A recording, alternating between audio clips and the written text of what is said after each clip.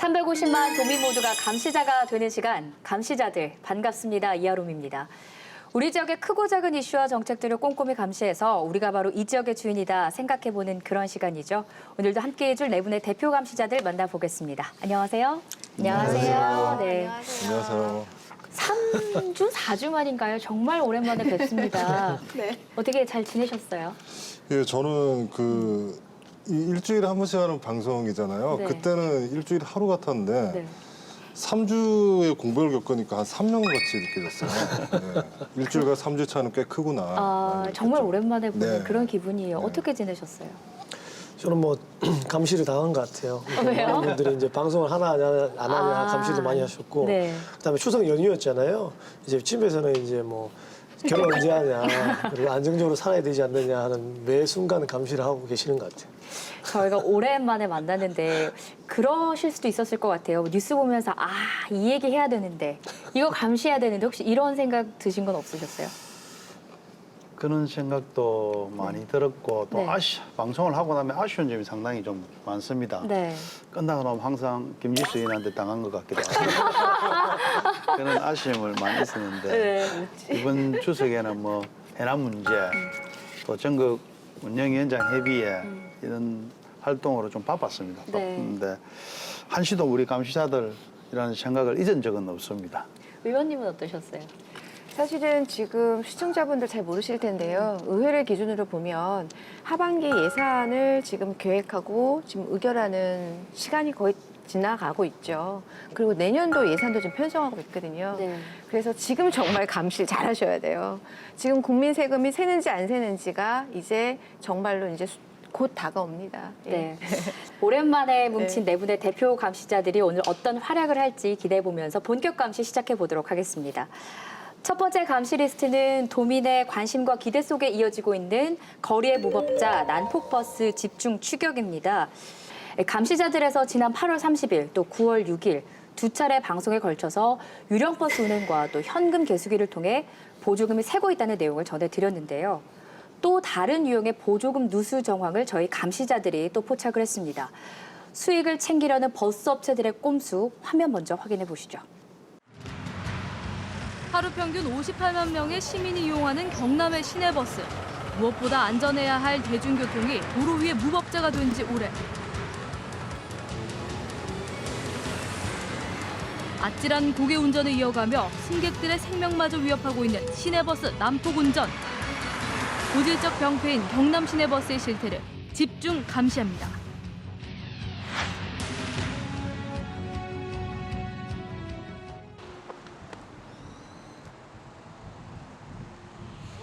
창원의 한 고등학교. 저녁 6시가 되자 수업을 마친 학생들이 학교 밖으로 쏟아져 나옵니다. 학교 앞 정류장에는 파란 버스 한 대가 비상등을 켠 채 정차했는데요. 마치 학생들을 기다리는 듯 보이는 105번 버스. 아니나 다를까 잠시 후 105번 버스로 학생들이 몰려듭니다. 순식간에 버스를 타려는 학생들로 도로 위는 인산인해가 됐는데요.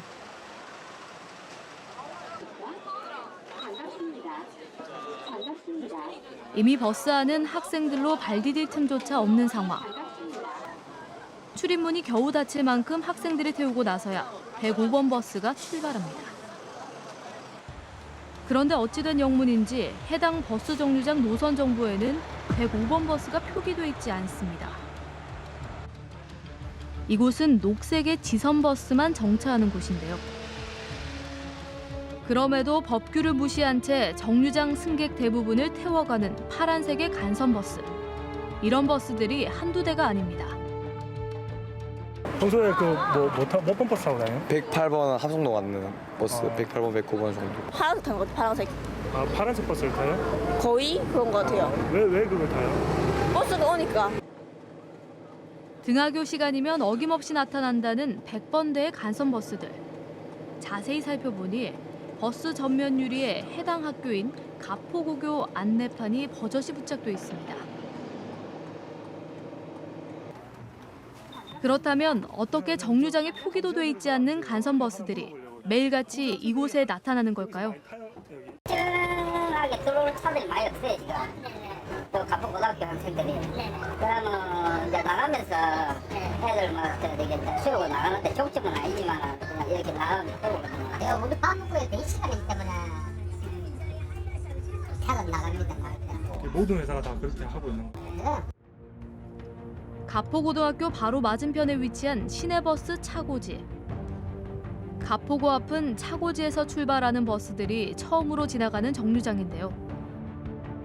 때문에 월영 아파트 정류장이 시작점인 간선버스들이 이곳을 지나가면서 학생들을 모두 실어 간다는 겁니다. 월영 아파트 종점부터 가포고등학교까지 거리가 한 2km 정도 되거든요. 그래서 거기까지 연장 운행을 하는 거죠. 배차를 시키는 것도 있고. 그러면 20명 차려면 많으면 50명 정도의 해차는 보외 수입이 되는 겁니다. 결국 업체의 수익을 올리기 위해 무단으로 노선을 연장 운행하고 있다는 것. 창원시는 이 같은 사실을 파악하고 있을까요? 버스라는 게 등하교 시간에 집중되는 그 일부분들 특정 시간대에 수요만 보고 계속 정차를 못 합니다. 차를 한 대 똑같이 사야 되고 그에 따라서 보험은 운행하든 안 해야 되고 그에 따라서 기업도 채용을 해야 되고 한정된 지원 가지고 노선 운행을 해야 돼요. 뭐 돈만 있으면 안 될지 뭐겠습니까? 결국 시의 예산 문제로 불법 연장 운행이 방치되고 있었는데요.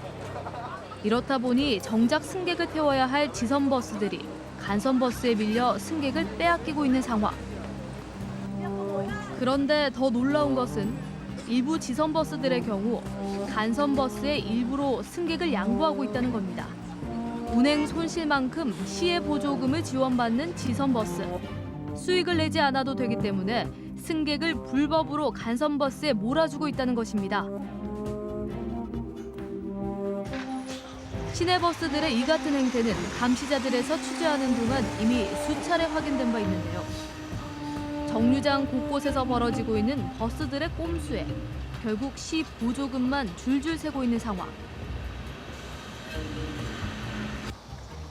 그런데 이 꼼수 뒤엔 버스 업체들의 조직적인 움직임이 있었습니다. 제작진은 오랜 취재 끝에 이들의 교육 현장을 포착할 수 있었는데요. 교육 내용이 충격적이었습니다. 알겠어? 네.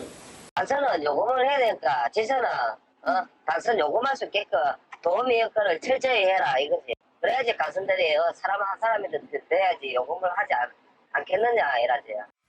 조직적인 교육 프로그램을 통해 간선버스의 수익 몰아주기를 조장하고 있는 버스 업체들. 수익을 위해 불법 연장 운행을 자처하고 도덕적 해이까지 난무하는 버스 업체들의 오래된 검은 관행은 언제쯤 바뀔 수 있을까요? 우선 저는 이거부터 짚고 싶네요. 우선 서지 않아야 할 곳에, 정류장이 아닌 곳에 엉뚱한 버스가 와서 아이들을 태워간다는 거. 근데 그 과정에서 저는 아이들이 정말 위험해 보이거든요. 그냥 막 차도로 나가고 인도가 터져 나가네요. 아이들이 막 몰려드니까. 버스랑 같이 움직이면서 막 이렇게 타려고 하고 네. 있어요. 저는 영상에서 봤을 때 이제 버스 기사 교육하는 데서 그때 이제 충격을 좀 먹은 것 같은데요. 왜냐하면 너무 노골적이네요. 그렇게 하는 것이 당연하다는 듯이 교육을 하고 있기 때문에 버스 기사분들도 의뢰 또 당연시 그렇게 해야 된다는 걸로 알고 있을 거니까 아마 이거 조금 더 총체적으로 좀 바꿔야 될 필요성이 좀 있긴 하네요, 확실히요. 근데 저희가 우선 이걸 짚고 넘어가야 할 것 같습니다. 화면 보신 분들은 정류장 아니었어? 저기 버스 서는 데 아니야? 뭐 파란색, 뭐 초록색 이 버스가 좀 헷갈리실 수도 있을 것 같은데 그 시스템부터 다시 한번 좀 저희가 짚어볼까요? 예. 그러니까 그 아까 화면에서 나온 게 이제 그 녹색 버스가 지선 버스에 해당되는 거고 파란색 간선 버스. 그러니까 간선 버스는 이제 비재정 지원 노선이고요. 네. 업체가 이제 수익이 나면 이제 업체 수익으로 이제 들어가는 거고. 그다음에 지선 버스는 재정 지원을 받는 노선이죠. 근데 아까 보니까 그 파란색 버스 옆으로 녹색 버스가 오면서 그냥 지나가 버렸어요. 그러니까 업체는 지금 그 수익은 간선 버스를 불법으로 투입을 시켜서 수익은 수익대로 가져가고 지선 버스는 그만큼 태우지 않기 때문에 또 적자만큼 또 시로부터 보조금을 받는 것이거든요. 그 업체 입장에서는 지금 이게 꼭 먹고 알 먹고인 거죠. 근데 이게 문제는 뭐냐면 저게 하루 이틀간의 문제가 아니라 수년간 반복된 관행이라는 거예요. 그러면 학생들이 지금 저 공간 학교에서 지금 저 통학을 위한 시내버스 수요가 필요했으면 제도권으로 넣어야죠. 왜 저렇게 편법을 이용해서 업체들이 저렇게 꼭 먹고 알 먹고 식으로 계속 저렇게 지금 상당히 또 위험한 상황이 많지 않았습니까? 네, 네. 저걸 수년간 방치해왔다는 게 저는 이해가 안 되네요. 빨리 제도권으로 넣어야 됩니다. 돈이 들더라도 해야 되는 겁니다, 당연히. 네. 근데 저희 제작진이 찾아갔을 때는 지금 학교 시간이었는데요. 등교 시간, 학교 시간, 야간 자율학습 시간이 끝난 시간에도 저런 일이 매일 같이 벌어진다고 합니다. 근데 또 이제 버스 기사들을 단체로 교육시키는 장면도 여러분 보셨습니다. 조직적으로 불법을 저지르고 있다. 이렇게 볼 수 있을 것 같은데요. 시에서는 지금 이 상황을 알고는 있을까요?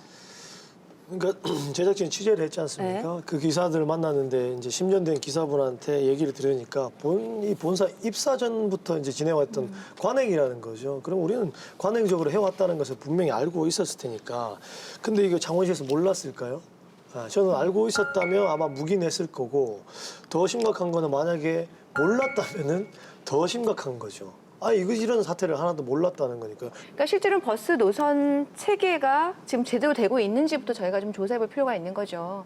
얘기한 대로 간선도로는 그럼 늘 수익이 나는 도로냐는 거죠. 하루 종일. 그럼 지선도로는 우리가 현재 지금 재정 지원을 하고 있는 지선도로는 늘 수익이 안 나는 도로냐는 거죠. 그게 아닐 거라는 거죠.